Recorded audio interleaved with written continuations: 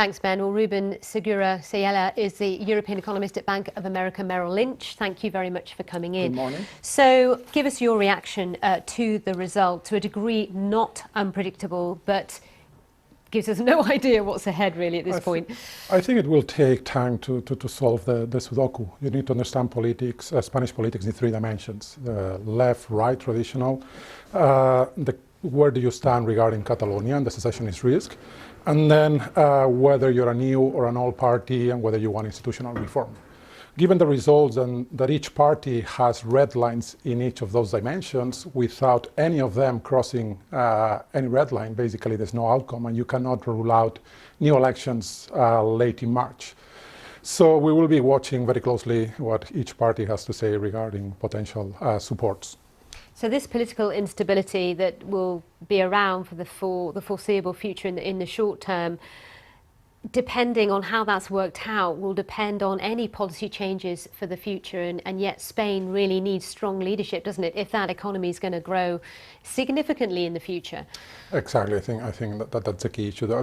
I would distinguish between the short run and the medium run. In the short run, the economy is growing well. You have tailwinds. They've done some good reforms, and the fact that you have pretty much a hung parliament means you cannot undo those reforms. So, and you have QE in place. So I'm not too concerned in the short run. In the medium run, Spain has many pending challenges. They've solved some, but you still have very large unemployment rate. You have a huge amount of external debt. You have a very deteriorated fiscal position, and that needs political consensus, which is not going to be built in the next 2 years. So that leaves Spain in a very vulnerable position 2 or 3 years down the line. Yeah, you list the problems. I suppose the question is which is the most pressing? If there is any wiggle room in this economic plan that may be formed out of a coalition, where is the focus, or where should the focus be when it comes to tackling at least one of those problems? Of course, it has to be unemployment. And it has to be the fact that you have 13% of long-term unemployment and the fact that you have 53% youth unemployment. That's the first. Is that partly why Podemos did so well, do you think? I think Podemos did well because of two reasons. Because people are unhappy on the way the adjustment was done, but also don't remember that we've had many corruption cases involving traditional political parties. So it's a combination of both things. All right, Ruben, we could talk for hours on this subject, but thank you so much for coming in. Time is of the essence here on Business Live. We'll see you again. Thank you very much. Yeah, remember full coverage of the outcome of that Spanish election on the website bbc.com/business if you want the business implications of everything we've heard out of Madrid.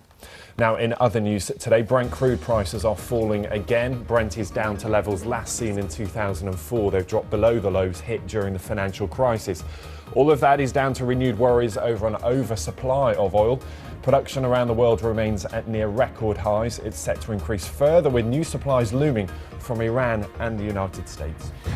Countries of the World Trade Organization have agreed to abolish subsidies on farming exports at a summit in Kenya. Developed countries agreed to stop the subsidies immediately, and developing nations must follow by the end of 2018. Critics say the subsidies have kept prices artificially low, distorting the market. The WTO called it the most significant outcome on agriculture since the organization was formed in 1995. And here's a surprise. Star Wars: The Force Awakens has generated more than $500 million of profit in its opening weekend. It's also smashed the box office record in the United States. That tops Universal Studios' Jurassic World. Walt Disney paid $4 billion for the rights to the series just 3 years ago. Have you seen it yet? No, have you? Yeah, I'm going tonight. Very excited. Yep. I'm going to bed early tonight. Going to bed early tonight. Yeah, on air at 5 o'clock tomorrow morning. Right, let's look at what's being talked about on Business Live online. It's tracking reaction to that Spanish election. Shares falling on the main market in Spain today, down nearly 3% that market. But do you remember this fella, Yanis Varoufakis, who used to be the finance minister of Greece? This is his tweet, which is quite interesting. Bravo Podemos, a small step that may turn into a large fault line, shattering the Eurozone's crisis denial and Austerian contempt of democracy. So as ever, Yanis Varoufakis not mincing his words.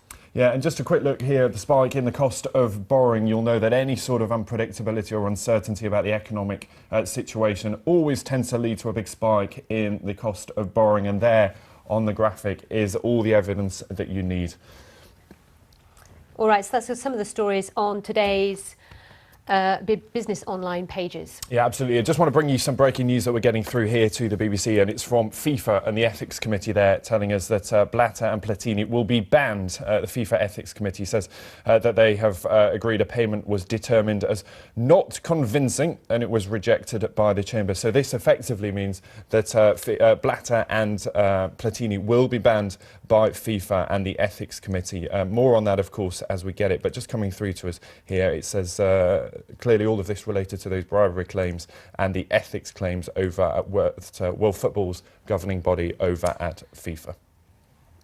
The other developing story today in business has been about Japan's Toshiba. It's axing nearly 7,000 jobs, all of which will be in the consumer electronics division after its massive accounting scandal. It's also announced record losses for the fiscal year. Let's go to Lisha Chi, who is in our Asia Business Hub in Singapore. Lisha, it's pretty bad news, isn't it? This is a record loss and loads of jobs going just before Christmas. That's correct. It's going to be Toshiba's second straight year of losses, but, investors were actually expecting more bad news. Their shares plunged by nearly 10% ahead of the actual announcement, which came after Japan's market close. As you mentioned, it's a record loss for the year to March, $4.5 billion, and thousands of jobs that are going, but actually, those jobs are only about 3% of the overall workforce. So in the grand scheme of things, it's not, a huge chunk of their employees. They also plan to sell their TV plant in Indonesia and shut a research complex in Tokyo. Now, the reason is that this company makes everything from rice cookers to laptops to having businesses in nuclear energy, and the division in consumer electronics hasn't been doing well. And this accounting scandal that broke about 8 months ago revealed that they had inflated profits by about $1.2 billion over a 7-year period. And so the company is under a lot of pressure to restructure and to bring their finances back in order. But we've seen a lot of top executives being forced to resign. And so we're going to see a very different company in the months ahead. OK, Lisha, good stuff. Thanks very much, Lisha, there in Singapore for us. Well, it is Toshiba that led the losses on Japanese stocks today. You can see falling pretty sharply in Toshiba, actually down by 10%. All of that actually was based on expectations of big losses. That actual figure confirmed after the close of trading. As you can see elsewhere in the region, a slightly different picture, but all of that euphoria of last week's American rate rise really is starting to wear off. And now, once again, that reality, the concern over the outlook for the global economy. Well, in Europe, it will be a story of the Spanish elections. As we've discussed, Spain's governing Conservative Party winning, but losing the majority, so it must now try to form a coalition. The risk, of course, as we talked about, is that Mr. Rajoy will have to make concessions on economic policy, and that in itself could derail fragile economic growth. We'll talk about that more in just a moment, but first I want to check in on what Wall Street has in store ahead of the Christmas holidays. Neda has the details for us. As the year-end approaches, the markets begin winding down with just 7 full trading days and a shortened Christmas Eve session left. Low oil prices could continue to hurt stocks, and without a modest rally, the markets are actually in danger of ending the year down for the first time since 2011. Now, there will be some fresh economic data out this week. The U.S. Commerce Department will release GDP figures on Tuesday for the third quarter. It's expected to show that the economy grew at a 1.9% annual pace, helped by increased spending ahead of the holiday season. And data is expected to show that existing home sales increased 0.5% in November. That's compared to the 3.4% decline we saw in October. And on Tuesday, we'll also have earnings reports out for Nike and ConAgra Foods. That was Nada there, who's in New York for us. Well, we're joined by Richard Jeffrey, Chief Investment Officer at Cazenove Capital Management, to discuss a little bit more about this. So as ever, Richard, a lot going on, a lot for investors to digest this Monday morning. We've got Spain, of course, we've got the Brent crude going to an 11-year low, and people edging into the silly season where people are actually ending the week on Christmas Day. So it's a funny Funny week, isn't I it? don't know whether it's a silly season. It's a time of year when people start to think about the future and what they want to do in terms of investment decisions for the next year. And of course, within that, people are thinking, well, what's the world economy going to look like? Now, it's not going to look sparkling next year, I don't think. But there are going to be specific areas, I think, in which we actually do see growth pick up. I think in the United States, for instance, growth could be a tiny bit stronger next year than it was this year. This year's been okay. It's been quite a decent year for the United States. For Europe, I think more importantly, this might be another year in which it gains a little bit more momentum. 2 years ago, it was in recession. It's been picking up since then. And I think next year could see growth of, close to 2%. Yeah, and it's interesting too, if we look at how the year is ending, so very different from how it started, but some of the same issues. So we're still talking about rate rises when they may happen. We're still talking about commodity prices, but actually no one could perhaps have predicted that they would be quite in the position that they are, with oil so low, rates still not rising elsewhere apart from the US, and only a tentative rise. There's still a lot of uncertainty, and still fragile is the word that we're using to describe most economies. I think there is a huge amount of uncertainty, and a lot of this certainty is being created by, I think, a different tone to the world economy, a different balance of growth between developing and developed economies. Now, if you think back to pre-recession, every interview you'd have done would have been about globalization and the emerging economies in Asia, manufacturers, commodity prices booming, all that sort of thing. And that was driven by demand in the West, which was growing very rapidly. But of course, the demand in the West really had the seeds of its own destruction built into it. It was founded on debt. We're growing much less quickly now in the debt in the West, and that is creating a very different environment for emerging manufacturers and therefore commodity producers as well. It's a different balance of world growth. All right, Richard, thank you very much. We'll see you later. Still to come, we are powering ahead. We'll talk about that in just a moment, but let's just fill you in on the news that's just been breaking while we've been on air about the former president of FIFA, Sepp Blatter, and his UEFA counterpart, Michel Platini. Basically, they've been handed out fines and pretty lengthy bans as well, haven't they? Absolutely, yeah. They're going to be banned for 8 years. This news just coming through to us. This is from FIFA Ethics Committee. They were actually calling for, the prosecutors were calling for a lifetime ban. We're told that the ban will now be for 8 years, but the fine, a pretty hefty one, 50,000 Swiss francs for Sepp Blatter and 80,000 francs for Michel Platini. So significant movements against them. You'll know this all relates to that investigation into ethics at World Football's governing body. Lots more information on BBC Online on there, plus we'll be updating you as we get more information, getting an expert view on that very soon. But let's now move on, because in the programme we're powering ahead as electric cars become an increasingly common sight on our roads. We ask how technology is keeping the wheels moving and the batteries charged. Yeah, the boss of the UK's leading charging network, PodPoint, will be here to talk us through that. You're with Business Live from BBC News. First, though, it's been a hectic weekend of last-minute shopping for many of you, but whilst the shops might have been full, many are already slashing prices to get customers through the doors, apparently. Yeah, and whilst it might boost sales in the short term, it does hurt profits in the longer term. Emma Simpson has been finding out whether retailers have lost their nerve and cut prices too soon. Well, it's so far so good. We've got a few days left to Christmas and they're going to be big shopping days. But if you look over December as a whole, we're very satisfied with our sales results. One retail analyst told me that he detected a whiff of panic out on the high street. What's your sense? Certainly no panic here in Peter Jones, as you can see, all very calm and orderly. But no, I understand where the comments about discounting come from, but it's very simple. That's all to do with the weather. It's been an extremely mild autumn, and that has led fashion retailers to reduce their price. But there's no surprise there, that's ever been thus. More broadly, I think it's actually a more stable position than the commentators are calling. And to be honest, we've got to wait to see the whole period through, right till the end of clearance. So in other words, it ain't over till it's over. It's all to play for. Yeah, that's certainly true. Few days left before Christmas, but we've always said this was about 3 peaks. Black Friday, Christmas and then clearance. And John Lewis has not discounted any of its home product in the run-up to clearance. Still big period for us. And it's only when you've gone through all of that that you can genuinely tell the profitability of Christmas. So this Christmas, people have more disposable income in their pockets.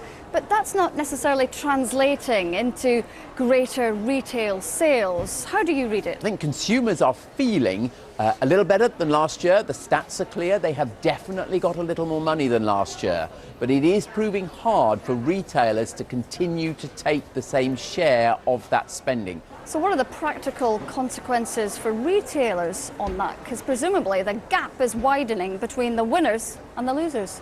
I think we are going to see a huge range of performances. And remember, as online takes an ever greater share, those retailers who've really worked out how the bricks and clicks come together, those who've got a really reliable distribution chain fulfilling all of those orders, they will be the winners this Christmas. It's Andy Street there, the Managing Director of John Lewis. A busy time for all retailers. Indeed, and there's a quick story about Morrison's. The Times is saying Sir Ken Morrison owns 2.6 million shares in Sainsbury's. Surprising.